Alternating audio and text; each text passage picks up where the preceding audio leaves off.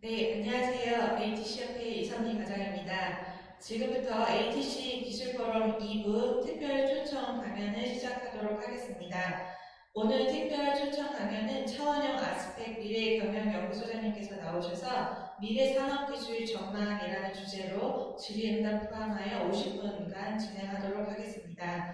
차원영 소장님의 양력을 잠시 설명드리자면 공주사범대 영어교육학과를 졸업하시고 연세대 경영대학원 경영학 석사, 서울벤처정보대학원 대학교 공학박사학위를 취득하신 후 산업부 로봇기술위원, 국가과학기술심의 ICT 융합전문위원회 전문위원을 역임하신 바 있으며 현재는 국제미래학회 과학기술위원장 그리고 창조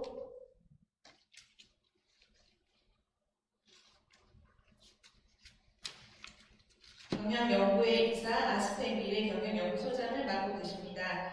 강연 내용에 대한 질문이 있으시면 강연 중에 채팅창에 자유롭게 남겨주시면 되고 강연 말미에 관련한 답변을 드리도록 하겠습니다.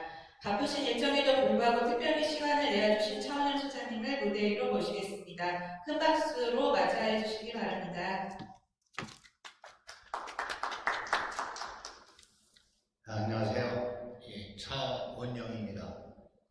순서는 이런 식으로 시작해서요.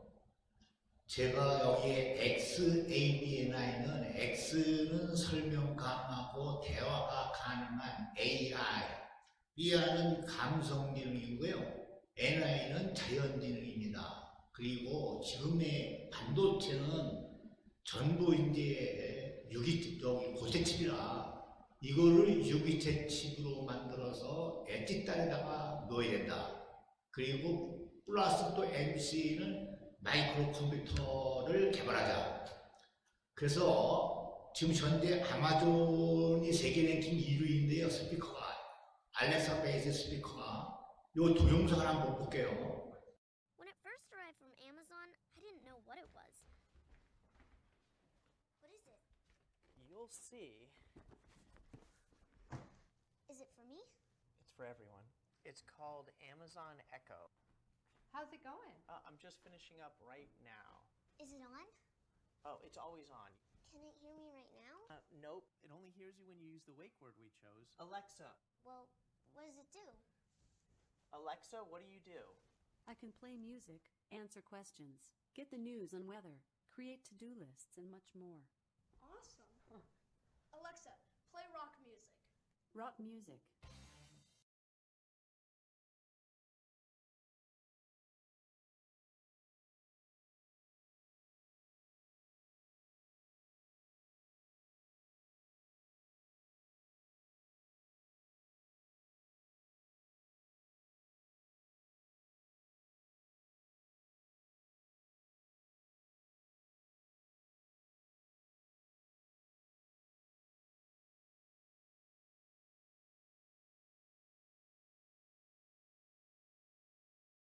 또 저것이 아빠가 물어보는 건지 딸이 물어보는 건지 엄마가 물어보는 건지 알 수가 없다는 겁니다. 그냥 제너럴 음성 모델을 인식해서요. 누구나 물어보면 똑같게 대답을 해준다. 그런 단점이 있어요. 그러니까 우리는 맞춤식 엣지 AI를 개발해갖고 이게 이제 사람들도 누가 물어보는지 다 알아먹는 엣지 AI 칩을 개발해야 되겠다. 자, 이 동영상 좀 한번 틀어주세요.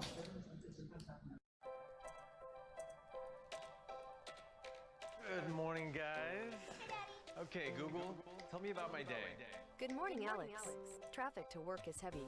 It is 45 minutes by car. Hey Google, tell me about my day. Good morning, Ross. At 10 a.m., you have your first meeting. Great. I'll take the kids. Awesome. Thank you. All right, guys, grab your bags. Let's go. 그래서 구글이 상당히 똑똑하죠. 그래서 그 단점을 알았어요. 아마존의 엣지 AI, 알렉사 베이스의 에코를. 그래서 구글이 뭘 개발했냐면 6명까지 사람의 이름을 알아맞추는 구글 홈을 개발했어요. 그래서 제가 그 베타 버전이 출시됐을 적에 들어가서 해봤어요. 그랬더니 오케이 구글 this is 원정차, 헤이 구글 this is 원정차 딱딱 2번만 학습을 시켜요. 그런데 2번만 학습을 시켰는데 어떻게 제 이름을 알까? 그랬더니 봤더니 스마트폰에 있는 데이터를 다 줘야 됩니다. 일정표도 줘야 되고 이메일도 줘야 되고 다 데이터를 다 줘야 돼요. 그래서 제 목소리를 대충 알아듣고 자세한 거는 제 데이터를 분석해서 추론해서 차원형이를 아는 거다. 그래서 여기 보시면 이게 시나리오가 나오는데요. 샌프란시스코에서 이제 애들 둘이 나오고 어른 2명이 나오는데 아침 식사를 하고 누가 아이들을 학교에 데려다 주고 가느냐예요. 그러니까 첫 번째 사람이 Tell me about my day. 내 일정을 알려줘. 그러니까 구글 홈이 뭐라고 대답해요? Good morning, Alex. 알렉스가 물어보는 걸 알죠? 그래서 너는 교통이 복잡해서 45분 걸린다. 그 다음에 또 다른 사람이 물어보죠? Tell me about my day. 그랬더니 Good morning, 락스. 락스가 물어보는 걸 아는 거죠? 그렇지만 너는 10시에 미팅이 있다. 그러면 우리가 봐서 누가 애들을 데려다 주고 가야 돼요? 부자가 데려다 줘야 되죠? 락스가. 그러면 구글 홈이 인공지능 스피커거든요. 적어도 이것을 분석해서 추천을 해줘야 되는데 의사결정을 누가 하죠? 사람이 하죠. I'll take you kid. 내가 데리고 가겠다. 락스가 이렇게 대답한다는 거죠. 그러니까 우리가 한번 보세요. 구글 홈에다가 저걸 뭐라 물어봐요. 그냥 우리 둘이 일정표를 봐서 나는 10시에 저 미팅 있고 너는 빨리 복잡하다. 그냥 자기들끼리 그냥 하지 구글 홈에다가 물어볼 필요가 없다는 겁니다. 그러니까 이것도 클라우드 AI니까 단점이 있다. 우리는 그 단점을 극복하는 방향으로 나아가야 되겠다. 여러분들 2016년도에 이세돌이하고 뒀던 알파고가 알파고 리입니다. 그 다음에 중국에 가서 커제가 뒀던 것이 알파고 마스터고 그 다음에 신의 경제다라는 것이 알파고 제로입니다. 여기 보시면 왼쪽에 바둑을 두죠. 이 알파고 리는 뭐만 할 수 있냐면 바둑밖에 못 둡니다. 그런데 이세돌이는 지금 바둑 두면서 뭘 마셔요? 커피도 마시고 이 감정도 표현하고 신의 한 수도 쓸 때는 웃기도 하죠.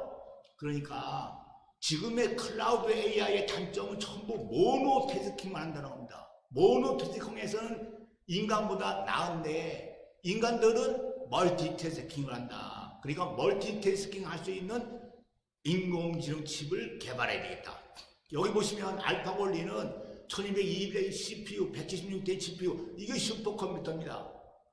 그런데 이세돌이는 머리 하나, 커피 한 잔, 담배 한 갑 갖고 싸웠습니다. 이게 사실은 게임에서는 안 되는 게임을 한 거죠. 여러분들 보시면 알파고 리는 1메가와트를 썼습니다. 한 시간에. 요 오른쪽에 보시면 슈퍼컴퓨터 500 리스트가 나가는데요.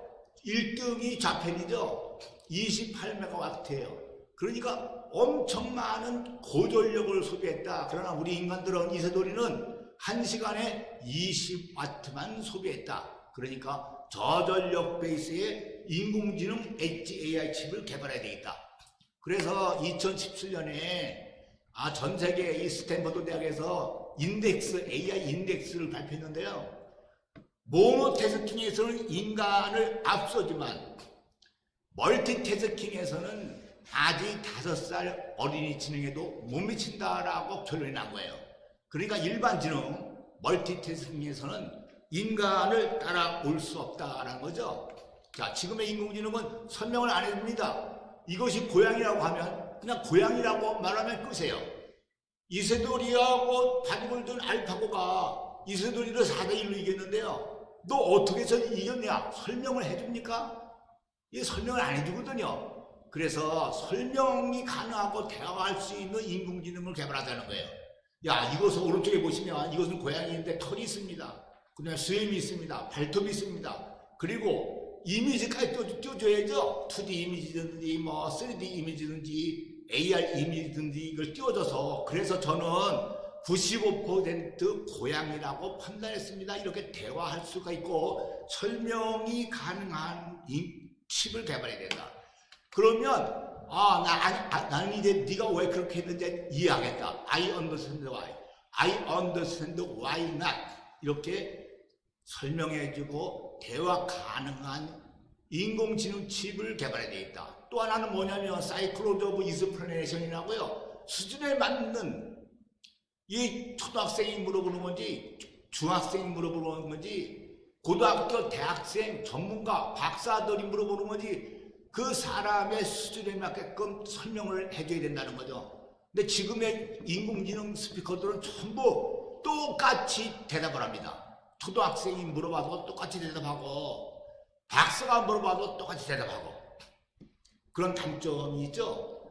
그래서 여 밑에는 빨간 거는 지금 현재 인공지능 알고리즘이에요.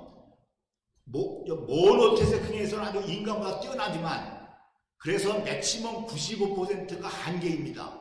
시각만 그러니까 이미지 인식에 하나만 95% 맥시멈 가는 거고 음성 인식도 95% 하나만 청각 95% 가는 겁니다. 우리는 사람의 목소리, 전화 소리를 기억할 적에요. 이 청각 하나에 의존하는 것이 아니에요. 시각으로 보고 그 사람과 악수해보고 저 사람은 따뜻하구나. 또 저 사람은 이런 냄새가 나는구나. 아, 저 사람은 짜다. 이런 거를 다 오감으로 융합해서 감지를 해서 전화 오면 딱 알죠. 아, 이 친구 누구다. 이건 어머니 전화 목소리다. 이렇게 아는 겁니다. 그래서 설명 가능한 AI, BI, NL 플러스 알파인데요. 알파가 제가 지금 말씀드린 위에 겁니다. 그래서 우리가 10년 동안 연구를 개발을 해서 10년 후에 XAB, NL 플러스 알파를 개발한다면 99.95%의 인공지능을 개발할 수가 있다. 그러면 우리나라가 인공지능 강대국이 될 수 있다. 그래서 지금 현재 모든 게 클라우드에 올라가지만 앞으로는 엣지로 내려오게 생겼습니다. 엣지로 내려오니까 엣지 AI 칩이고요. B는 블록체인입니다. 이 엣지 AI 칩하고 블록체인은 반드시 같이 가야 됩니다. 자, 그래서 이미 벌써 엣지 AI 칩인 바이오닉 칩을 개발해서요. 이 스마트폰에 넣은 기업이 있어요. 애플입니다. 2017년에 A11 바이오닉 칩을 개발했고요. 이번에 2020년에 10월 13일 출시한 아이폰 12에는 A14이라는 그 엣지 AI 칩이 탑재가 됐죠. 그러니까 클라우드에는 엄청난 빅데이터 모이기 때문에 그걸 분석하는데 이거 고전력이 들어가고 시간도 많이 걸리고 정확하지가 않아요. 그렇지만 스마트폰에 여기에 탑재가 되면 그냥 제 데이터만 분석해주고 그죠? 추론해서 예측을 해주고 이제 그런 서비스가 됩니다. 그러니까 페이스 아이디, 페이스타임, 32명하고 페이스타임, 게이밍, 오그멘티드 리얼리티가 가능해진 겁니다. 그런데 지금의 반도체는 전부 고체칩이에요. 고체칩이기 때문에 고전력이 들어가는 거예요. 고체칩이기 때문에 스마트폰의 배터리가 금방 나는 거예요. 이거를 유기체 칩으로 바꿔야 되겠다. 여기 보시면 빨간 것도 누런이고요. 파란 것도 누런이고 가운데 있는 거 시내스인데 미국의 스탠포드 대학이요. 최초로 처음이지만 이제 시작이지만 이런 연구를 개발하고 있다. 유기체 칩에 도전하고 있다. 소금물의 전해질로 도전하고 있다. 화학물질과 호환되는 수소 탄소를 활용하자. 그래서 우리도 이것을 보고 한번 깊이 연구를 해서 유기체 칩을 개발하면 10년 내에 개발하면 게임이 끝난다. 자, 미시건 대학에서요 2015년에 가로 세로 높이 1mm 안에다가 센서를 잡아놨어요. 센서를 뭘 잡아오죠? 데이터를 잡아오죠. 그러니까 데이터를 저장시키려니까 또 메모리가 필요하죠. 그래서 메모리에 저장된 데이터를 분석해야 되니까 프로세서가 필요하죠. 마이크로 프로세서가. 그래서 분석해서 유연값만을 클라우드나 개인 단위에다가 줘야 되니까 데이터 송수인 칩 필요하죠. 그리고 가장 중요한 배터리 태양전지를 넣었어요. 그래서 여기 왼쪽에 보시면 뭐 IoT고 뭐고 다 이제 가능해진다. 이렇게 이제 그 발표를 했는데 우리는 앞에 설명한 XABNR 플러스 유기체 칩 베이스의 AI, 엣지 AI 칩을 개발해 갖고요. 저 마이크로 프로세서를 대신에 그거보다 넣으면 되죠. 그 대신에 1mm보다 더 작은 0.1mm에 도전한다면 글로벌 IoT, IoT 시장을 조달할 수 있고 진정한 스마트 시티, 스마트 팩토리를 구현할 수가 있다. 그래서 이게 제가 이제 정부에다 잘한 건데요. 이게 기술 로드맵인데 2020년에 AI 2.0이죠. 2023년에 XABI, 2027년에 XABI나 플러스 알파의 오가네치, 2030년에 1mm보다 더 작은 0.1mm의 가로세 높이 0.1mm 안에다가 소소형에다가 다 잡아놓으면 마이크로 컴퓨터를 10년 안에 개발할 수가 있다. 자, 지금 이제 코로나 때문에요. 코로나 블루, 뭐, 온택 비즈니스, 언택 비즈니스, 딥택 비즈니스, 그 다음에 여러분들 화상회의 줌 많이 사용하고, 구글 미트 많이 사용하고, 우리 정부는 온 나라 시스템을 이용하죠.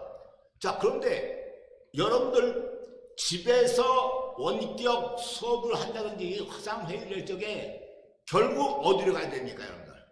일어나서 여러분들 PC 앞으로 가야 되잖아요. 결국은 PC 앞에 앉아서 원격 회의나 원격 수업이나 화상회의를 해야 됩니다. 그러면 제가 이 책상 앞에 안 앉는 방법이 뭘까요? 그것이 바로 3D 아바타죠. 3D 아바타를 보내서 내 대신 여러분들은 그냥 들어 있어서 3D 아바타가 회의에 참석하고 수업에 참석하면 그냥 게임이 끝나는 거잖아요. 그래서 3D 아바타가 등장하고요. 여러분들 지금 보시면 AR, VR은요 전부 2D입니다. 그 헤드 마운트 디스플레이 쓰잖아요. 그거 문제가 엄청 많습니다. 그래서 앞으로 3년 이내에 3D OS가 나오면 게임이 끝나는 거죠. 그러면 그냥 스마트폰에서 헤드 마운트 디스플레이도 안 쓰고도요 스마트폰에서 AR, VR을 즐길 수가 있다. 자, 지금 헤드 마운티드 디스플레이 약점입니다. 해상도가 2K예요. 4K 이상이 돼야 되고 시야각도 인간의 눈을 따라와야 됩니다. 120도 상하, 160도 좌우. 무게도 100g 이하로 내려가야 되고 체험 형태도 오감, 융합, 자극, 공감 이거 있어야 되는데 안 되고 있죠. 그래서 인체 부조화, 인지 부조가 일어났어요. 어지럽다든지 구토가 일어난다든지 피로감이 있어서 30분 이상을 쓸 수가 없어요. 제가 생각해 볼 때는 이걸 기술적으로 해결하려면요 20년도 더 걸립니다. 그래서 3D OS를 개발하자. 자, 이게 이제 2017년에 아이폰에 탑재된 적외선 카메라 2뎁스입니다. 적외선을 쏘아서요 사람들의 움직임을 다 3차원 맵으로 작성해 주는 거죠. 자, 다음은 적외선 도트 프로젝트인데요. 도트 프로젝트, 적외선 도트 점을 3만 개를 쏘는 거예요. 그러면 사람의 움직임뿐만 아니라 배경까지도 전부 XYZ. XYZ니까 이게 뭡니까? 3D AR이죠. 자, 여러분들 보시면 2017년에 스마트폰 보시면 여러분들 아이폰, 저도 아이폰인데 여기는 이제 왼쪽에 보면 인프라레드가 들어가 있죠. 그 저거 오른쪽에 도트 프로젝트가 이미 들어가 있어요. 그래서 아이폰의 전면부는 이미 3D AR, VR로 갈 준비가 돼 있다. 자, 3D 아바타죠. 이거 애플의 특허인데요. 지금은 이제 출시를 못하고 있지만 해표다 그러면 거기 이모콘이 있어갖고요. 이모티콘. A1이라는 아바타를 여러분들이 큐레이션해서요. 오른쪽에 보면 그냥 바로 그런 아바타가 뜨는 겁니다. 해피한 아바타, 놀라운 아바타, 생일날 아바타. 그러니까 3년 이내에 3D 아바타가 출시되면 여러분들은 한 사람당 5개 내지 20개의 아바타를 이용하는 거죠. 그래서 문맥에 따라서 이 아바타가 나오는 거죠. 즐거울 때에는 이런 아바타, 또는 여러분들 SNS를 쓰시는데 카톡 쓸 적에는 이 아바타가 나간다. 그렇게 되는 겁니다. 자, 그래서 애플의 특허를 보면 사진을 불러오든지 사진을 찍든지 찍어서 이렇게 큐레이션 할 수 있도록 돼 있어요. 자, 문제는 이제 후면부인데 2019년에요. 아이폰 11에는 광각, 초광각, 마운렌즈가 들어갔어요.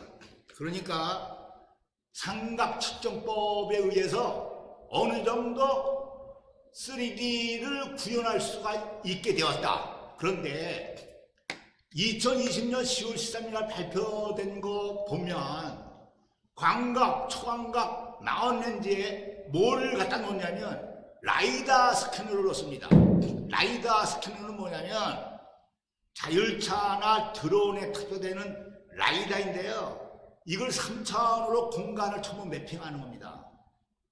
그러니까 이런 실제로 자율차의 라이다는 150m까지 갑니다. 150m, 전방, 후방 150m. 그런데 아이폰에 들어가는 라이다는 워낙 작기 때문에 현재 5m를 커갑니다. 그래서 10월 13일 날 애플이 발표한 동영상을 보면 집안에서요, 그냥 후면으로 카메라를 찍어갖고요, 이 재배치는 거예요. AR, VR을 뜨니까 이거 재배치하고, 그러니까 아주 시간도 상당히 적게 들고 디자인 비용도 안 들고. 그래서 애플이 10월 13일 뭘 발표했냐면 AR 앱을 개발하는 생태계를 구축하겠다. 그래서 지금 이제 많은 개발자들이 3D AR 앱을 개발합니다. 그러면 자동적으로 2, 3년 뒤에는 여러분들 스마트폰으로 3D AR 앱을 이용해서 누구나 3D AR VR을 즐길 수 있는 시대가 온다. 자, 여기 보시면 그래서 아이폰 12에 이제 그 10월 13일에 발표한 거 보면 AR이 나오죠. 여기 보시면 오른쪽에 보시면 여기 AR이라는 거 있잖아요. 이런 서비스가 다 되는 겁니다. 자, 그 다음에 3D OS가 바뀌어져 있는데 여러분들 PC 앞에 앉아 있죠? PC 앞에 앉아 있으면 저거 배치가 어떻게 되어 있습니까? 지금 전부 2D잖아요. 그런데 애플의 특허를 보면요, 왼쪽 오른쪽 천정 이건 마루예요. 마루. 여기에 아이콘들이 이렇게 배치되는 겁니다. 그리고 그림자도 있죠. 그림자. 그러니까 앞으로 3년 내에 3D OS가 나오면 여러분들 PC라든지 스마트폰이라든지 화면이 다 이렇게 바뀐다. 여기 보시면 가운데 있는 거는 이제 XYZ 깊이잖아요. 거리.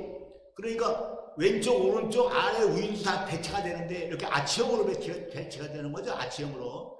그러면 가운데에 있는 거는 여러분들이 지금 사용하고 있는 메인 웹 또는 파워포인트 또는 엑셀인데요.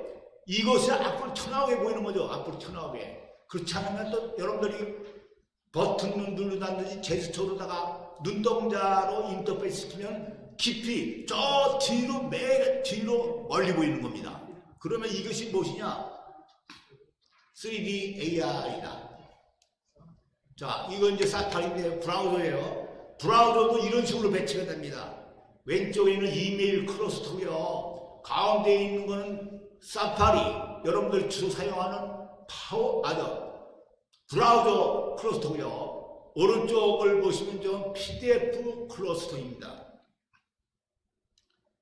자, 다음 주제는 넥스트 모빌을 들볼 건데요.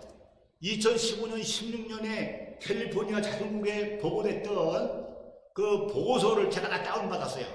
그랬더니 구글 웨이모가 5,128마일을 자율주행에 한 거거든요. 그러니까 인공지능 자율차가, 인공지능이요, 5,128마일이면 8,000km를 자율주행한 거예요. 그러면 서울에서 부산 400km를 생각하면 20번을 왕복한 거예요. 여러분들 잘 아시는 테슬라 보여, 테슬라. 이거 3마일밖에 자율주행 못한 거예요. 그러니까 3마일 5km 가다가 저 자율주행 못하니까, 인공지능이 못하니까 운전대를 잡으세요. 그러면 운전자가 운전대를 잡는 경우에요. 여러분들 잘 아시는 우버 있죠? 우버 형편없습니다. 0.8마일을 자율주행했다. 그러니까 1km 가다가 저 자율주행 못해요 하고 낮아빠지는 경우다. 2016년에 테슬라의 오토파일럿 7.0에는요 카메라가 12달만 달렸어요. 그 당시에는 레이더가 안 달렸어요. 그래서 오토파일럿 7.0으로 가다가 저렇게 그림에서 보는 것처럼 2번 하얀 트럭이 좌회전했거든요. 그래서 이제 카메라 한 대가 찍었어요. 근데 하얗게 나왔어요. 그래서 또 병렬로 이제 처리하니까 카메라 한 대가 하늘을 찍었어요. 또 하얗게 나왔어요. 그러니까 이건 뭐냐면 센서, 카메라 센서가 처음 보는 트럭이었거든요. 그래서 사고가 난 거예요. 그러니까 뭘 달았어야 되냐면 레이더, 전파를 달아야죠. 전파가 금속을 탐지하니까 레이더를 안 달아갖고, 그러니까 이것을 보면 제가 생각해 볼 때는 앨런 머스크의 공학윤리가 문제다. 자, 다음에는 또 우버가 2018년에 사고가 났는데요. 이 오른쪽에 있는 운전자예요, 운전자. 밤 10시에 저 왼쪽에 보면 여자가 무단횡단했거든요. 왼쪽에서 오른쪽으로 자전거를 끌고. 그런데 저기 보시면 이거 50m밖에 안 돼요. 근데 50m에 있는 사람이나 자전거를 센서들이 못 잡아낸 거예요. 그리고 여기 보시면 운전자가 밤 10시인데요. 운전자는 전방을 주셔야 되는데 저렇게 오른쪽 꼭대기에 있는 거 밑에서 스마트폰을 이용하고 있죠. 그러다가 갑자기 사고 나간 거예요. 여기 보시면 우버는 라이다를 7개에서 1개로 줄였다. 카메라도 20개에서 7개로 줄였다. 무엇을 의미하는 거냐? 요즘 우버가 아주 형편없거든요. 돈도 못 벌고. 그러니까 이거 자꾸 줄이는 거죠. 또한 이것은 무엇을 의미하는 거냐면 제너럴 모터는 제너럴 크루즈는 5개의 라이다, 웨이모는 6개의 라이다. 아직까지 국제 표준이 안 돼 있다는 겁니다. 그래서 우리나라도 국제 표준을 빨리 제안을 해서 카메라를 몇 개 달아야 되는지, 레이더를 몇 개 달아야 되는지, 라이다를 몇 개를 달아야 되는지 이것을 정할 필요가 있다. 그 다음에 또 2018년에 오토파일럿 8.0이에요. 8.0에는 카메라하고 레이더가 탑재됐어요. 근데 라이다가 탑재가 안 됐어요. 그러다가 고도로 달리다가요 중앙 분리대를 받아갖고요 이렇게 그냥 전복이 돼갖고 차가 전소가 돼갖고 사람이 죽었어요. 이거 왜 사고가 났느냐? 아침 10시에 그런데요 태양이 떴어요. 태양. 우리 인간들도요 태양이 뜨면 운전을 못 하잖아요. 그러니까 태양을 감지를 못한 거예요. 그렇지만 이제 구글의 그걸 보면 구글은 지금도 됩니다. 태양을 그렇게 감지해요. 그래서 태양을 라이다가 감지합니다. 라이다를 쏴야, 레이저를 쏴야 저렇게 감지가 돼요. 그런데 테슬라는 라이다를 안 달았다고 그랬죠. 그래서 저렇게 이제 이렇게 화상이 나오면 이 상대적인 위치에서 계속 똑같이 떠 있잖아요. 그러면 저것은 태양이라고 생각하고 가짜 사물이라고 생각하고 인공지능 알고리즘에서 그냥 무시해버리는 거예요. 그러니까 결국은 구글 웨이모는 태양을 감지한다. 자, 다음은 또 테슬라가 모델 S가 이렇게 가다가요 소방차를 들이받았어요. 그래갖고 차가 찌그러졌어요. 사람은 안 죽었지만 경찰서 성명서에 의하면 비가 오고 물이 젖었다는 거예요. 도로의 물과 비를 감지해야 되는데 이 라이다를 안 달아갖고요 오토파일럿 8.0은 문제가 있는 거죠. 감지를 못한 거죠. 그럼 여기 보시면 이건 구글 특허인데 구글은요 비, 눈, 얼음, 안개 다 감지합니다. 이렇게 6개의 데이터가 yes나 no가 되면 404번에서요 비가 온다, 이거 도로가 젖었다, 안개가 꼈다, 도로에 얼음이 얼었다, 이렇게 판단을 감지를 해서 구글은 이것을 다 감지하고 회피를 합니다. 자, 2020년 원키에 기술 경쟁력이 나와요. 그래서 웨이모가 1등, 포드가 2등, GM 크루즈가 3등, 4등이 중국의 바이두, 5등이 인텔 모빌아이, 6등이 액티브 현대입니다. 이게 작년에 현대하고 액티브하고 합작해서 만든 거예요. 그러니까 이제 그 이름이 모셔널이죠. 그러니까 이제 내년도서부터 보고서에 모셔널이 뜰 겁니다. 대단한 거죠. 6위에 뛰어올랐으니까. 그 전에는 현대는 15위였습니다. 자, 여기 보시면 제가 2009년도에 녹색융합 비즈니스라는 책을 썼는데요. 그때 제안한 거예요. 앞으로 자율차는 홈 플랫폼이고 오피스 플랫폼으로 할 거다. 그러니까 홈 플랫폼이 다 올라간다. 오피스 플랫폼이 오피스에서 필요한 것이 다 올라간다. 그러니까 우리가 센서나 이런 기계나 하드웨어나 이것을 막 개발하는 것이 아니라요. 여러 가지 보시면 콘텐츠가 상당히 많잖아요. 이런 것에 연구 개발에 신경을 써야 된다.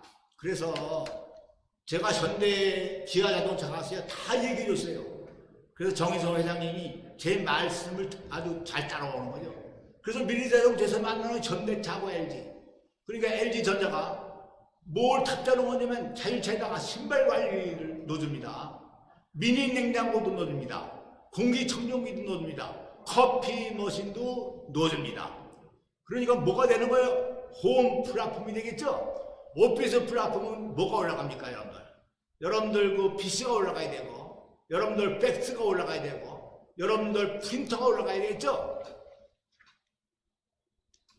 자, 이거 보시면 이거 이제 볼보가 360도 컨셉을 발표한 건데요. 지금 동영상 송출 잘 안 됐어요. 제가 그냥 말씀만 드릴게요. 지금 자율차에서 자는 거예요. 그러니까 자율차가 뭐가 된 거예요? 홈 플랫폼이 된 거죠? 저렇게 자잖아요. 자는데 공부도 하면서 자는 거예요. 이거 담요 높은 거잖아요. 여러분들 이거 그냥 담요가 아니에요. 이게 친환경 섬유 또는 나노 섬유 또는 아라미드 섬유를 이용해 갖고요. 그 섬유 안에다가 반도체를 집중해 갖고요. 생체 신호를 다 측정하는 거예요. 생체 인식을 다 하는 거예요. 맥박이 얼마고, 그 다음에 뭐 혈압이 얼마고, 이런 거 다, 그 다음에 뭐 복통이 일어났으면 다 해서, 이거 자율차는 그러니까 뭐가 되는 거예요? 앞으로 병원 플랫폼이 되는 거죠. 자율차 안에서 그냥, 요즘 그래서 이런 말들이 많이 나오잖아요. 차박. 예? 차에서 그냥 수박한다 이거예요. 그러니까 이제 그 자율차가 홈 플랫폼이면서, 오피스 플랫폼이면서, 병원 플랫폼이면서 다 된다라고 생각하시고, 폭넓게 보시고 거기에서 우리는 무엇을 개발할 것인가를 선택을 해서 집중 연구 개발을 하시면 가능성이 있겠죠. 자, 또 넥스트 모빌리티에 현대가 2020년 CS2020에서요 뭘 발표했냐면 이와 같은 이제 어반 에어 모빌리티라는 걸 발표했어요. 하늘과 지상이 모두 연결되는 미래 모빌리티 비전을 공개했는데요. 이거 전 세계적으로 아주 인기가 상당히 많았어요. UAM은 뭐냐면 저 드론이에요. 하늘에 드론을 떠야 되잖아요. PVV는 퍼포스 빌트 비클이라고요. 자율차예요. 그리고 허브는 뭐냐면 환승 거점이죠. 환승 센터로 이 자율차 타고 환승 센터로 가면 환승 센터 지붕 위에는 드론이 있어갖고 드론을 타고 또 회사에 출근한다든지 어디에 출장을 간다든지 이런 개념이에요. 자, 다음에 또 넥스트 모빌리티인데 여기 보시면 우리나라가 2020년 6월 4일에 KUAM을 발표했어요. 한국형 도심 항공교통로드를 발표했는데 그리고 11월 11일 날 여의도 한강공원에서요 드론 택시가 떴어요. 그래서 이걸 테스트를 하고 있는데 드론 배송과 드론 택시를 운영하기 위해서 2025년에 상용화를 목표로 하고 있는 거거든요. 그래서 여러분들 들어가셔서 한번 동영상 보시고 앞으로 이제 넥스트 모빌리티가 이거 자율차만 융합되는 게 아니구나. 이 드론도 융합되고 또 허브도 융합되고 자율차도 융합돼야 되고 로봇도 융합되는구나. 그런데 우리나라는 문제가 있어요. 이 항공과가 따로 있죠. 그 다음에 로봇과가 따로 있고 인공지능과가 따로 있어요. 다. 이게 따로 있으니까 이게 융합이 안 되는 거예요. 그래서 여러분들은 이거 융합적인 사고로다가 이걸 접근하시면 좋을 것 같습니다. 자, 다음은 오감역증 컴퓨터를 볼게요. IBM이 2012년에 IBM 5in5를 발표했어요. 그러니까 이제 앞으로 5년 이후에 시각만 제가 설명할게요. 시각의 87%의 의사결정권을 내려요. 근데 우리 인간의 눈은 가시광선하고 무지개색밖에 못 보잖아요. 가시광선 무지개색에는 뭐가 안 보이냐면 진리가 안 보입니다. 진리는 전파, 극초단파, 적외선, 극재선, X선, 알파선, 감파선, 비타선에서 보이는 거예요. 그러니까 우리가 전파 센서, 극초단파 센서, 적외선, 극재선, X선, 알파선, 감파선, 비타선 센서를 개발해서요. 데이터가 다 틀리거든요. 여기다가 센서 융합 알고리즘을 만들어서 그걸 개발한다면 5년 후에 아니면 10년 이내에 이 진리를 찾아서 우리 인간들한테 제공해준다. 요 2번을 한번 잠깐 틀어줘요. 2번. Close your eyes and then open them. Look at the towel and Dad.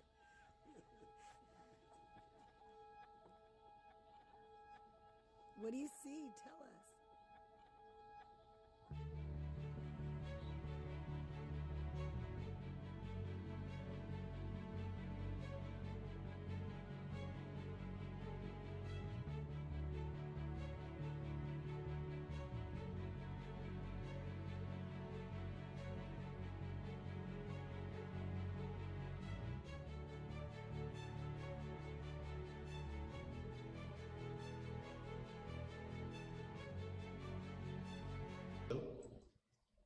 CMO라는 건 뭐예요? 자, 우리 가시광선 무지개색에서 안 보이는 거, CMO, 진리를 보게 해준다는 거죠. 그러니까 제가 말씀드린 것처럼 각종 센서를 개발하고 센서들이 잡은 데이터를 그것이 무엇이 진리인지를 알 수 있도록 센서 융합, 센서 퓨전 알고리즘을 개발해야 됩니다. 그러니까 우리나라는 자꾸 그냥 하드웨어만 개발하는데 신경 쓰는데 제가 보기에는 이 4차 산업혁명 기술이나 5차 산업혁명 기술이나 거의 7, 80%가 소프트웨어에서 다 결정이 난다. 자, 그래서 결론인데요. 결론은 뭐냐면 클라우드는 글로벌 단위예요. 밑에 있는 엣지는 로컬 단위예요. 앞으로 10년 이내에 클라우드 글로벌 단과 로컬 단을 엣지 단을 쌍방향으로 연결을 해서요. 서비스해주는 기업이 세계를 제패할 수 있다. 저는 그렇게 생각합니다. 거기에다가 하이브리드 블록체인을 가미하면, 왜냐면 엣지니까 데이터가 분산되니까, 그러니까 블록체인을 활용한 이러한 비즈니스 모델을 구축하면 세계를 제패할 수 있다. 그리고 우리나라도 인공지능 강대국이 될 수 있다. 자, 이상 마치겠습니다. 감사합니다.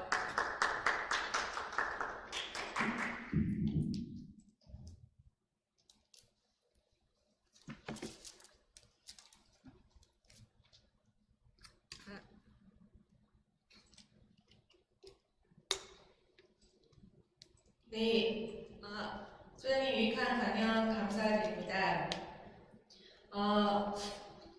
채팅창에 혹시 질문이 있으시면 남겨주셔도 되는데 현재까지 아직 질문사항은 별도로 없으셔서 혹시나 추후에라도 좀 질문이 있으시면 채팅창에 남겨주시면 저희가 소장님께 또 여쭤보고 댓글로도 남겨드리도록 하겠습니다. 네, 감사합니다. 네, 이번 큰 박수로 다시 한번 감사드리도록 하겠습니다.